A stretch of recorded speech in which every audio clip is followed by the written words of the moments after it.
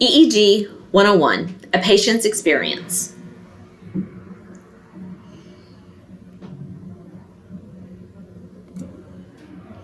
What is an EEG? Have you ever had an EEG? Do you know someone who has had an EEG? Why would someone have an EEG? These are some of the questions I'm going to address in this presentation.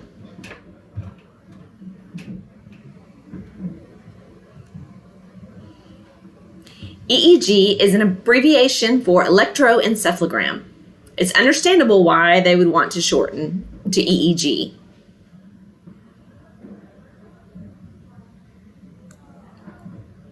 The first EEG recording was July 6, 1924, during neurosurgery by Hans Berger.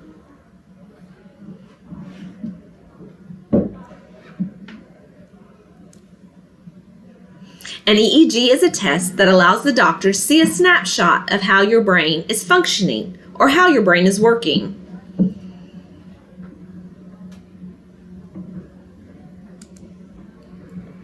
Whereas an MRI gives a picture of what your brain looks like.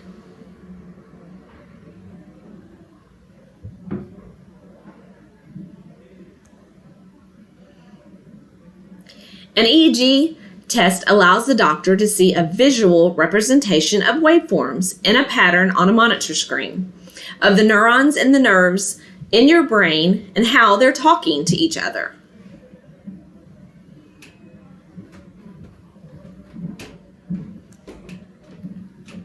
Did you know that depending on what you're doing or what state you're in, awake or asleep, your neurons will create different patterns on an EEG?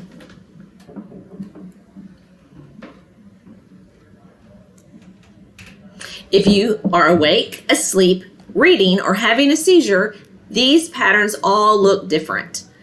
And your doctor or an EEG technologist know what these patterns mean.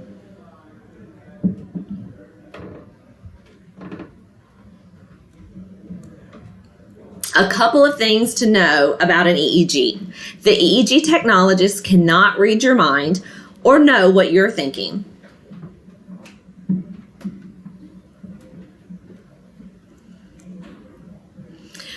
Other than the placement of the electrodes on your scalp, it should be a pain-free application experience.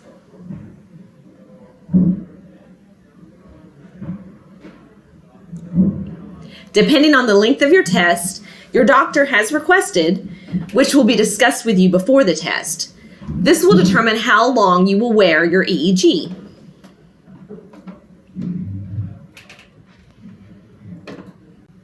Your doctor may request that you stay up later than usual. They may call this being sleep deprived. During an EEG, the tech will attempt to capture multiple states, such as awake or drowsy and asleep. Sleep is very important to try to capture during an EEG, especially in children.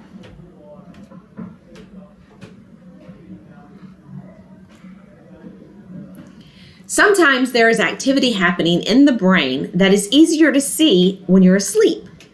This gives the doctor a broader picture of what might be occurring in the brain. Being sleep deprived helps to increase the chance that you will sleep during your EEG.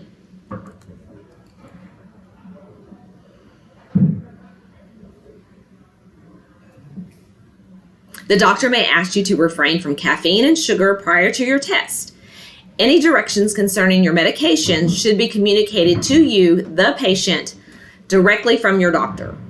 It is advisable to bring all your medications with you. Your technologist will make a note of the medications you're taking, the amounts and the times in the EEG notes section during your test.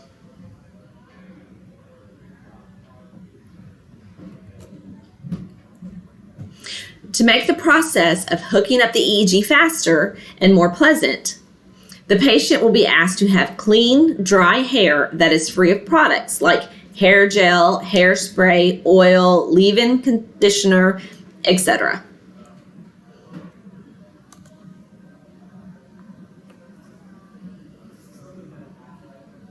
Wearing comfortable clothing and ensuring to use the restroom before you start your EEG application are also beneficial in making the test a more pleasant experience.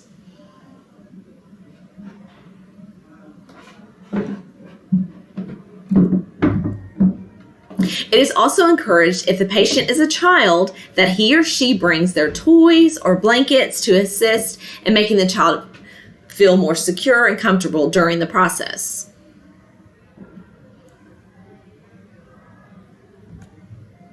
Bottles, drinks, snacks, and entertainment such as their favorite cartoon to watch during the hookup may help to distract from the application process.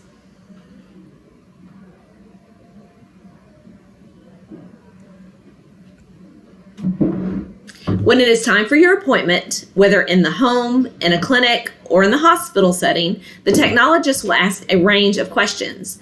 The answer to these questions will assist the doctor in seeing the whole picture of why you're having an EEG.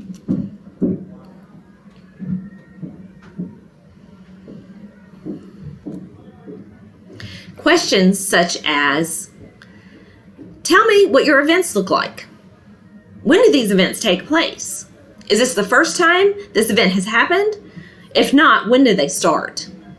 What do you feel and remember when you are having these events? If the patient is accompanied by someone, they may be asked to give a description of what occurs during these events. Is there anyone else in the family that has these or other events? Is there a history of epilepsy in the family? Has there been a recent fall or previous injury?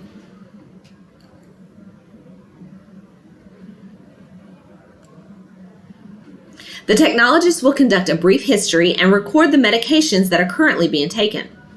The technologist may also inquire if hyperventilation or breathing exercises will be conducted. Do you have sickle cell disease, moya disease, asthma? Was there a recent stroke, cardiovascular or pulmonary disease? Is there anything preventing you from doing cardiovascular exercise?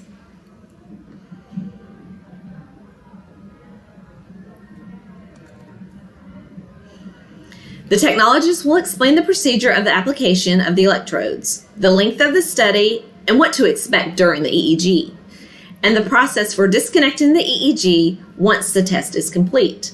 The technologist should also be able to tell you when your results of the test will be ready by the doctor.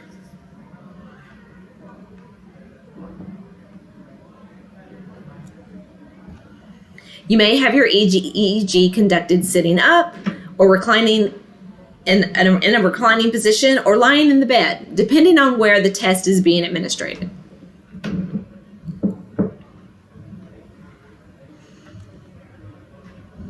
To begin the electrode application process, the EEG technologist will measure your head to ensure the correct placement of electrodes. This is a simple process, but extremely important in allowing accurate placement of electrodes.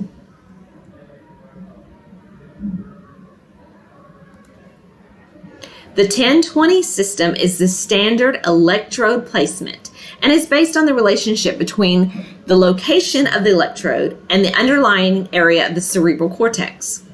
This method was developed to maintain standardized testing and have the ability to compare studies to one another.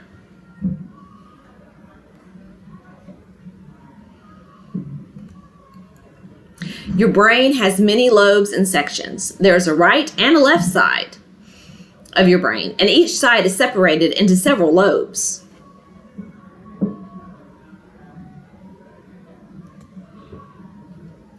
These lobes are frontal, temporal, parietal, occipital, and the insular lobe. Neuronal activity in each of these lobes will represent differently. Frontal lobe activity may cause someone to wake up at night and begin marching around. The occipital lobe activity may cause the person to see starbursts.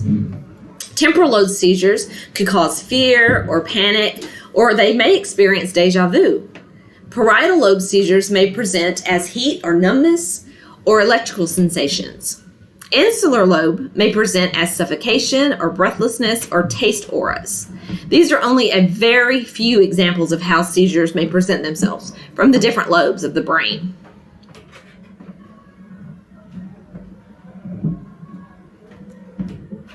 Therefore, measuring a patient's head is extremely important. Ensuring correct electrode placements gives the doctor the location of the activity, which will assist the doctor in determining what is the best course of action that will assist the patient.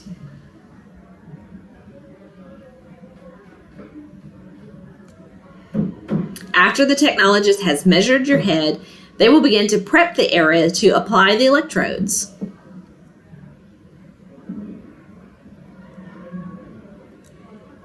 This is typically done with a cotton swab and a small amount of scrub, which will clean the area to make it free of oils or dry skin to allow the very tiny electrical signals from the brain to transmit to the EEG system. This is a gentle process and should not cause discomfort.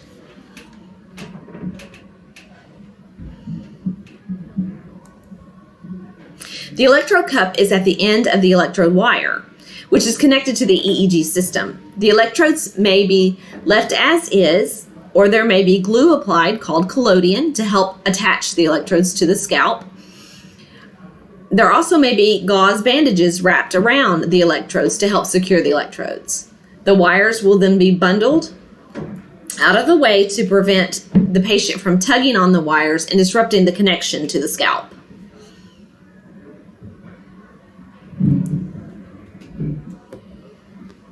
A small amount of conductive paste, which assists in the transmission of the electrical signals, is applied to the cup and the skin that has been prepped.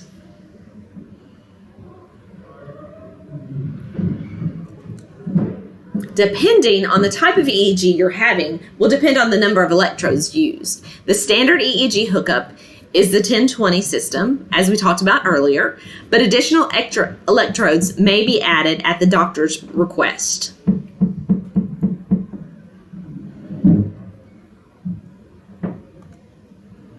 Once the hookup is complete, the technologist may begin the EEG recording.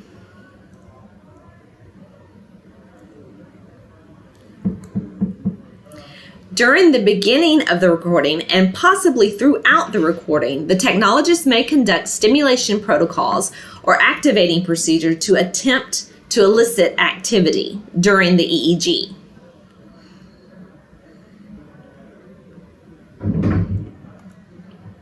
Hyperventilation may be conducted. This is a series of guided deep inhales and exhales for 3 to 5 minutes.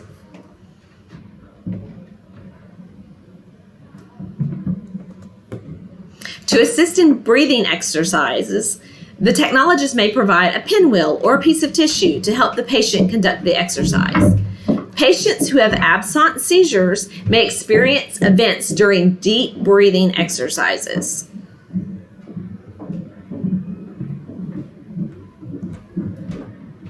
You may experience being lightheaded during these deep breathing exercises. You also may feel tingling in your extremities, in your toes and your fingers.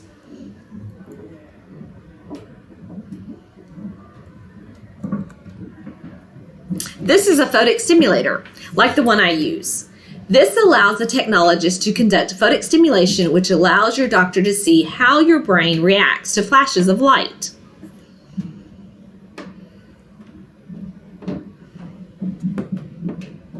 This stimulation procedure consists of multiple sequences of lights at different hertz, flashing approximately 30 centimeters away from the patient's face. Your eyes may be open or closed or both during photic, depending on the lab's protocol.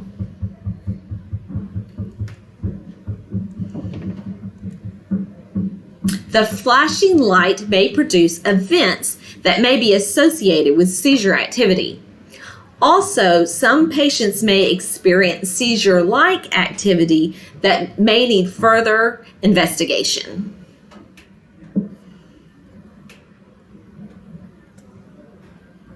Once the stimulation protocols have been addressed, the rest of the EEG may consist of trying to sleep or if an epilepsy monitoring unit or an at-home ambulatory EEG. The patient may be asked to continue their daily routine as normal as possible. Depending on the type and the length of your study will determine what happens next.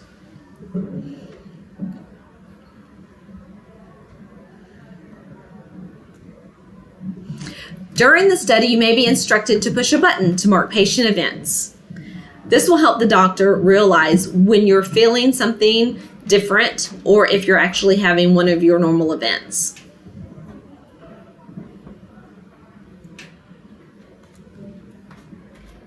You may also be given a piece of paper to document the events, or when you eat, when you went to sleep, when you woke up.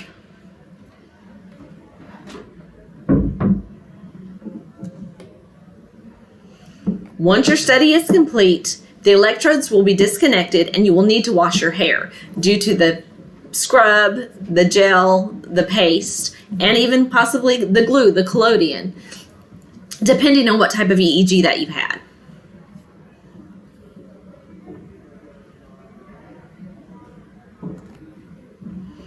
The EEG will then be sent to your doctor to read and determine the outcome of your EEG, which will then guide the next steps in your journey's process.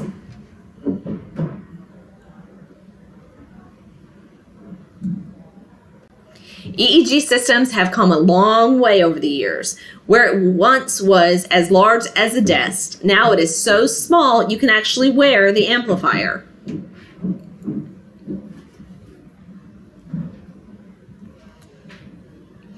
An EEG is a necessary diagnostic tool to determine how your brain is functioning. It helps your doctor determine the next steps in your journey.